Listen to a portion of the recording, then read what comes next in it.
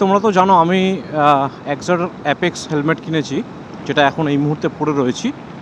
আর বেশ কয়েকটা রাইড করলামও এটা পরে। তো এটার একটা ফিডব্যাক দিই, সেটা হচ্ছে যে হেলমেটের ভেতরে কিন্তু যুদ্ধ চলে ভাই, রীতিমতন গোলাগুলি দুমদাম বিভিন্ন রকমের আওয়াজ হয়। ঠিক আছে, একটা ছোট্ট ইনসিডেন্ট হয়েছে যখন আমরা দীঘা যাচ্ছিলাম, সেটা ছিল মনসুনের টাইম। তোমরা দেখেছো হয়তো ব্লগটা, না দেখে থাকলে অবশ্যই দেখে নিও। তো মনসুনের টাইমে দীঘা যাচ্ছিলাম যখন, তখন যেতে যেতে দেখছিলাম এই সামনের দিক করে কালো একটা মেঘ করে রয়েছে জমাট। আমি তো যাতে বৃষ্টিতে না ফাঁসতে হয় সেই জন্য বেশ একটু টেনে চালাচ্ছি।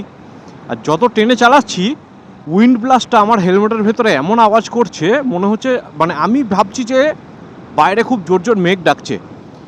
ঠিক আছে, আর কন্টিনিউ প্রায় 30 কিলোমিটার, 30 হবে না, 15 থেকে 20 কিলোমিটার আমি এই ভেবেই বাইক চালিয়ে গেছি যে প্রচণ্ড জোর মেঘ ডাকছে, যে কোনো সময় বৃষ্টি আসতে পারে।